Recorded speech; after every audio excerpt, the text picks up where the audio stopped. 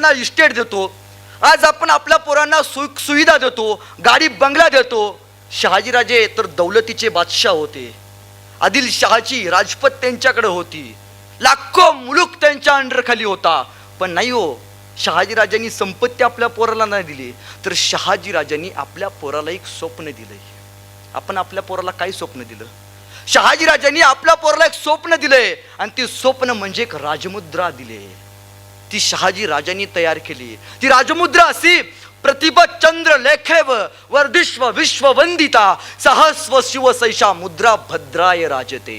म्हणजे काय म्हणतो एक बाप आपल्या पोराला, शुभा राजे, तुमचं हे स्वराज्य अजून निर्माण झालं नाही, पण तुमचं हे स्वराज्य प्रतिप चंद्रच्या चंद्रकोरीप्रमाणे वाढत वाढत जाणार, आणि एक दिवस ते संपूर्ण विश्वाला वंदनीय होणार आहे.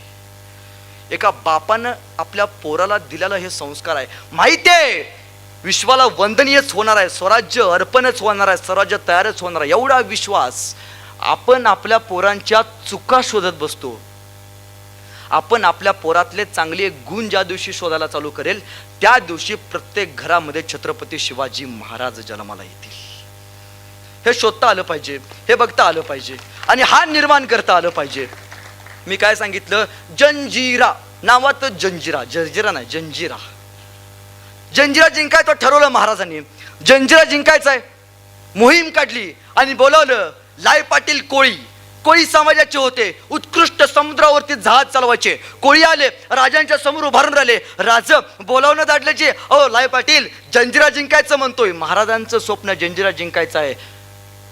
महाराजांना 9 वेळा प्रयत्न केला, महाराजांना जंजिरा जिंकता आलं नाही. महाराजांचं स्वप्नच राहिलं. पण नाही हो, जंजिरा जिंकायचा आहे. राजे गेले आणि लाय पाटील कोळी समोरून उभा राहिले. लाय पाटील म्हणले, राज आज्ञा द्या. बोला राज, काय करू? राजे म्हणाले, लाय पाटील तुम्ही फक्त एक काम करायचं, तुम्ही जहाज घ्यायचं, जहाजामध्ये शिड्या टाकायच्या, आणि ऐन उद्या रात्री 12 नंतर जहाज ते गलबत घेऊन तुम्ही जंजिराच्या तटाला जायचं, शिड्या काढायच्या आणि जंजिराच्या तटाला उभा करायचा. आपले मराठी सैनिक येतील, शिड्यांवरती चढतील आणि जंजिरा ताब्यात घेतील. लाय पाटलाने एकच काम, जायचं, शिड्या लावायच्या, आक्रमण मराठे करतील, माघारी यायचं. आपण माघारी शिड्या लावल्यावरती झालं. दुसऱ्या दिवशीची रात्र उजाडली, अमावस्येची रात्र. आमची पोरं घरात आपण बाहेर पाठवत नाही अमावस्येला, पण महाराजांनी मावळेच बाहेर पाठवली. महाराजांच्या सगळ्या लढाया अमावस्याच्या रात्री. अमावस्या ही अशुभ असते, पण 350 वर्षापूर्वी छत्रपती शिवरायांनी ती शुभ करून दाखवली. सगळ्या लढाया रात्रीच्या. राजांचं सैनिक तयार झालं आणि ऐन 12 वाजता लाय पाटील कोळी यांचं गलबत शिड्या घेऊन निघालं. सर सर सर सर करत गेलं गेलं गेलं गेलं ते समुद्र खवळलेला, भरती आहोटीचा आलेला. पण त्यातही लाय पाटील कोळी उत्कृष्ट दर्यावादी ते जहाज घेऊन गेले, जंजिराच्या जवळ गेले, आणि जहाज जंजिराच्या तटाला जाऊन थटलं. आणि त्या जंजिरातून, त्या जहाजातून लाय पाटील कोळी खाली उतरली. लाय पाटील कोळीनी शिड्या काढल्या आणि जंजिराला शिड्या उभा केल्या आणि वाट बघत बसले. मराठी आता येतील, शिड्या चढतील, जंजिरा ताब्यात घेतील. जंजिरा 4 मजली बिल्डिंग असते ना, तेवढा उंचीच आहे तो, तेवढ्या मोठ्या शिड्या उभा केल्या त्या काळात. झालं 1 वाजलं तरी मराठ्यांचा पत्ता नाही, 2 वाजत आले मराठ्यांचा पत्ता नाही, पहाटेचे 3 वाजत आले तरी मराठ्यांचा पत्ता नाही. मराठी कायम लेटच येतात, सुदर्शन शिंदे सुद्धा लेटच आला. पहाटेचे 4 वाजत आले तरी मराठ्यांचा पत्ता नाही, 5 वाजत आले तरी मराठ्यांचा पत्ता नाही. शेवटी सूर्य उगवतीला झाला, मराठ्यांचा पत्ता नाही. लाय पाटील कोळींना वाटलं की आपण माघारी गेलं पाहिजे. लाय पाटील माघारी जायला निघाले, पण जाताना एक अधिकचं काम करून गेले, एक न सांगितलेलं काम करून गेले. जाताना लाय पाटील कोळी लावलेल्या सगळ्या शिड्या काढल्या आणि जाताना सगळ्या शिड्या घेऊन गेले. खबर महाराजांना कळाली की लाय पाटील येताना शिड्या घेऊन आलेत. महाराजांनी लाय पाटलांना फरमान पाठवलं, लाय पाटील उद्या या रायगडावरती भेटायला. लाय पाटील म्हणले, आता हाय म्हणले, न सांगितलेलं काम केलंय, आता हाय. गेले, भेटच गेले. राज बोलावणं धाडले जी. राजे म्हणले, लाय पाटील अहो तुम्ही मोठी कामगिरी केलीत. लाय पाटलांना परत घाम फुटला. राज एकदा माफ करा की राज, परत असं करणार नाही. अहो लाय पाटील, अहो खरंच हो तुम्ही मोठी कामगिरी केलीत. नाही राज, एकदा माफ करा की. परत ते असं म्हणतात की छत्रपती शिवाजी महाराज तुम्ही आम्हाला एक संस्कार दिला होता की शिड्या जायच्या आणि संध्याकाळी शिड्या लावायच्या. आम्ही शिड्या लावल्या आणि येताना शिड्या काढून घेऊन आलो. महाराज माझ्याकडून चूक झाली, मला एकदा माफ करा. राजे म्हणले, नाही लाय पाटील तुम्ही मोठी कामगिरी केलीत. तसं म्हणल्याबरोबर लाई पाटलांच्या डोक्यात एक चांगलाच विचार तयार झाला. त्यांना समजना, म्हणजे महाराज बोलतात एक आणि करतात एक. हल्ली आपण म्हणतोच की शरद पवार बोलतात एक आणि करतात एक. आम्हाला आत्ताच्या शरद पवारांचं काय कळत नाही. 350 वर्षापूर्वी छत्रपती शिवरायांचं राजकारण आम्हाला काय कळायचं आहे. राजे सांगतात मी रायगडावरती आहे, राजे त्यावेळी राजगडावरती असतात. राजे सांगतात मी सिंहगडावरती आहे, राजे त्यावेळी कुतुबगडावरती बघायला मिळतात. म्हणजे राजकारणाचा हाच नियम आहे, आपण कधी कुठे कसे आहोत हे कधी सांगायचं नसतं. लाई पाटलांना तेच वाटलं. बहुतेक राजे आपली मस्करी करतात. लाई पाटील म्हणाले राजे एकदा माफ करा. राजे म्हणले लाई पाटील तुम्ही मोठी कामगिरी केलीत, येताना शिड्या काढून घेऊन आलात. लाई पाटील तुम्ही जर शिड्या तिथंच ठेवल्या असता तर शत्रू सैन्याला दुसऱ्या दिवशी कळलं असतं की मराठे इथून शिड्यांवरून आक्रमण करणार आहेत. दुसऱ्या दिवशी त्या गडावरती जाण्याचा शत्रू सैन्यांनी वाट बंद केली असती, मार्ग बंद झाला असता. लाई पाटील मोठी कामगिरी केलीत. बोला लाई पाटील तुम्हाला काय बक्षीस देऊ. लाई पाटील लगेच नाही म्हणाले तेवढं चोरेच्या ग्रामपंचायत तेवढं आमचं बघा. नाही हो, रक्त वेगळं होतं. लाई पाटील म्हणाले राजे काही नको, तुमचा शाबासकीचा थाप फक्त माझ्या पाठीवरती पडू द्या. नाही हो, खोके नाहीत मागितले. मागितला तर काय तर महाराजांचा फक्त पाठीवरती पडणारा थाप. अरे एका थाप्यावरच इथल्या प्रत्येक मावळ्यांची आयुष्याची जिंदगी लिहिली गेली. तो मावळा आणि नाही राजे म्हणले तुम्हाला काहीतरी दिले पाहिजे. राजांनी लाई पाटील कोळींना पालखी भेट म्हणून दिली. काय दिली बोलायचं, झोपायचं नाही. काय दिली पालखी भेट म्हणून दिली. पालखी. राजा म्हणाले लाई पाटील पालखी तुम्हाला भेट म्हणून देतोय. लाई पाटील म्हणाले राज तुम्ही पालखी मला भेट दिली, पण राज आम्ही समुद्रावरती नदीवरती फिरणारी माणसं, आम्ही जहाजात नाही फिरणारी माणसं, या पालखीचा आम्हाला उपयोग काय आहे राज. राज ही पालखी तुम्हालाच ठेवा. महाराजांच्या लक्षात आलं की पालखीचा उपयोग लाई पाटलांना नाही, मग आपण काहीतरी दुसरं दिलं पाहिजे. महाराजांची बुद्धिमत्ता बघा. महाराजांनी लाई पाटील कोळी यांना एक गलबत भेट म्हणून दिलं, एक जहाज भेट म्हणून दिलं, आणि त्या जहाजाला महाराजांनी पालखी असं नाव टाकलं. आणि राजे म्हणाले लाई पाटील ही पालखी जेव्हा जेव्हा दर्यावरती घेऊन जाल तेव्हा तेव्हा पालखी नावाचा सन्मान तुम्ही मिरवा. आज ही नगरला गेल्यावरती लाई पाटील कोळी यांचे वंशज तुम्हाला बघायला मिळतात. ते आजही सांगतात अरे होय स्वराज्याचे छत्रपती शिवाजी महाराजांनी पालखी नावाचं बक्षीस भेट म्हणून आम्हाला दिलंय. अरे शत्रूच्या किंवा आपल्या सैन्याच्या पराजयात सुद्धा विजय शोधणारा राजा म्हणजे छत्रपती शिवाजी महाराज. या महाराजांचं वय 12 वर्ष असताना महाराजांच्या अंगावरती पहिली गोष्ट झाली. 12 वर्षाचं वय छत्रपती शिवाजी महाराजांचं. पहिल्यांदा आला फतेह खान, साक्षात मृत्यू. फतेह खानला मारला. दुसऱ्यांदा आला अफजल खान, 40,000चा सैनिक गुण आला, मृत्यू. परत दुसऱ्यांदा सैनिकाला त्याचं नाव शाहिस्ते खान, तो 1.25 लाख फौजीनिशी आला, साक्षात डोळ्यासमोर मृत्यू. त्यानंतर मिर्झा राजा जयसिंह 3.5 लाखाची फौज घेऊन आला, मृत्यू. महाराज आग्र्याला गेले, औरंगजेबाच्या त्या जाऊन कैदेत अडकले, साक्षात डोळ्यासमोर मृत्यू. पण या सगळ्या मृत्यूवरती महाराजांनी मात केली आणि महाराज मृत्युंजय ठरले. आणि जग सांगू लागलं छत्रपती शिवाजी महाराज म्हणजे मृत्यूचा बादशाह म्हणून मिरवला गेला. हे महाराजांचं सगळ्यात मोठं वैशिष्ट्य आहे, हे महाराजांचं संस्कार आहे. अहो मिर्झा राजा जयसिंह स्वराज्यावरती आला, स्वराज्य वाढलं होतं. मिर्झा आला आणि आल्याबरोबर त्यानं इथले गडकिल्ले जिंकायला चालू केले. पण मराठी सैन्य थांबतं कुठं? एक एक एक गडकिल्ले जिंकला गेला, पण मराठी सैनिक थांबना. मिर्झाला कळना, मी यांचे गडकोट घेतले, पण राजा एवढा शांत कस काय? शेवटी मिर्झानं आपल्या एका सरदाराला बोलवलं आणि सरदाराला सांगितलं की या राजाचा जीव कशात आहे, हुडका.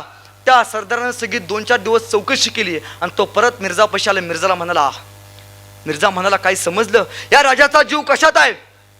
तस तो सरदार त्या मिर्झाला बघत म्हणाला राजे ह्या शिवाजी राजाचा जीव कुठल्या नर्तकीत नाही, या शिवाजी राजाचा जीव कुठल्या गडकिल्ल्यात नाही, या शिवाजी राजाचा जीव कुठल्या एखाद्या वस्तूत नाही, तर या राजाचा जीव इथल्या रयतेत आहे. जगाच्या पाठीवरती पहिला राजा ज्याचा जीव इथल्या रयतेत आहे. आणि झालं, मिर्झानं तीच नाडी पकडली आणि इथली रयत कापायला चालू केली, खुलेआम कत्तली चालू केला. रक्ताचा ढीग, प्रेताचा थर या मातेमध्ये मिर्झानं मांडला. शेवटी राजे हळले, मिर्झापाशी गेले. मिर्झाला म्हणाले मिर्झा हे बरं नाही. मिर्झा म्हणाले राजे हे राजकारणच आहे. राजे एक तर तुम्ही घेतलेले सगळे गडकिल्ले माझ्या नावावरती करा, नंतर तुमच्या रयतेचे डोळ्यात देखत कत्तली बघा. एका राजानं आपला मतदारसंघ वाचवायचा प्रयत्न केला नाही. राजे म्हणाले, दगडा मातीचे गडकोट गेले तर परत घेऊ, जिवंत हरामासाची माणसं गेली तर ती कशी मिळवावीत. आणि राजांनी तह केला.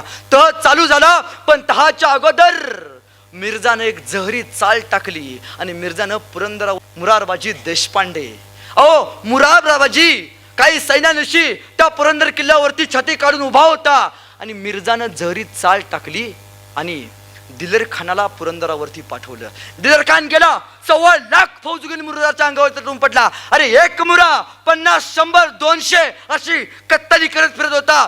ते शौर्य बघितलं, आसमानी त्याचं धाडस बघितलं आणि दिलेर खान तिथंच थांबला. त्या दिवशी त्याला कळालं मराठ्यांचं शौर्य नेमकं असतं तरी कसं, ते फक्त मुरारबाजी देशपांडेंसारखं. अरे त्याला काय माहितीये, मराठा म्हणजे दुसऱ्याची मौत स्वतःच्या कमरेला आणि स्वतःची मौत रायगडाच्या सिंहासनाला बांधून घोड्याला टाच मारणारा मराठा कधीच कुणाच्या बापाला मागं हटत नसतोय. अरे थांबला तो, दमला, शेवटी तो मुराला म्हणाला, अरे सुन मुरा, अरे ऐक मुरा, हे मुरा, या आमच्या स्वराज्याकडं, तुला जहागीर देतो, माणिक मोती देतो. मुरानं पक्ष नाही बदलला. मुरा म्हणाला, सुन दिलेर, अरे ऐक दिलेर, अरे दिलेर, आम्हा मराठ्यांना शिवरायांना आज वक्त बेईमान झाला असेल. अरे दिलेर, आम्हा मराठ्यांना आणि शिवरायांना आज वक्त बेईमान झाला असेल, पण लक्षात ठेवू दिलेर, आम्ही मराठे कधीच रक्ताला बेईमान होत नसतो. आम्ही मराठे कधीच रक्ताला बेईमान होत नसतो. का हो, का नाही जाऊ वाटलं त्याला दिलेर खानाकडे? का? महाराजांनी काय शिकवली माहितीये? महाराजांनी या लोकांना पैसे नाही दिले, महाराजांनी या लोकांचा जीव जिंकलाय. महाराजांनी एक गोष्ट इथल्या रयतेला शिकवली, प्रत्येक मावळ्यानं ती गोष्ट अंगीकारली पाहिजे. ती गोष्ट म्हणजे निष्ठा. निष्ठा, स्वराज्यासाठी अर्पण केलेली प्रत्येक मावळ्याने निष्ठा.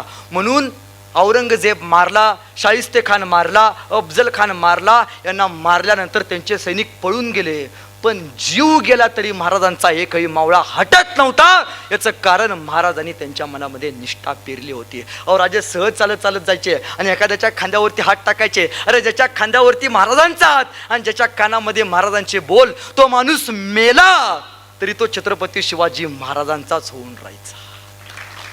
हा विश्वास पेरलाय हो महाराजांनी इथल्या प्रत्येक मावळ्यामध्ये. आणि झालं, तह चालू झाला आणि तहात छत्रपती शिवरायांना रयतेचा वाचवण्यासाठी 23 किल्ले बहाल करावे लागले मिर्झाला.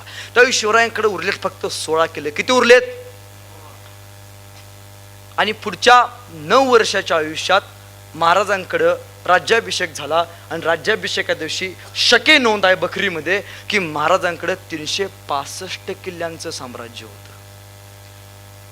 9 वर्षा अगोदर महाराजांकडे 16 किल्ले आहेत आणि 9 वर्षानंतर 365 किल्ल्यांचं साम्राज्य उभं केले. 50 वर्षाच्या आयुष्यात एक घर बांधायचं होत नाही आपल्याला मायमाऊलीनं. महाराजांनी 30 वर्षाच्या आयुष्यात 365 किल्ल्यांचं साम्राज्य उभा केले. सगळे म्हणायचे तह झाला, गडकिल्ले गेले, काय नाही यांच्याकडं, संपलंय आता. नाही रे, राखेतून पेटून कसं उठावं या मातीला फक्त छत्रपती शिवाजी महाराजांनी शिकवलंय. आज आमची पोरं जरा काय झाली की आत्महत्या करतात. 10वीचा पेपर गेला कर आत्महत्या, 12वीचा पेपर गेला कर आत्महत्या. अरे आपण कोणाच्या मातीत जन्माला आलोय? संकट कितीही येऊ द्या, महाराजांनी एवढी तरी संकट तुमच्या माझ्या वाटेला नाही आली हो. प्रत्येक पाऊलाला मृत्यू समोर उभा आहे, मृत्यू दिसतोय, पण त्या मृत्यूवरती विजय मिळवून माझा राजा जिंकलाय. मग आपण त्या राजाचे वारसदार म्हणून मिरवतो.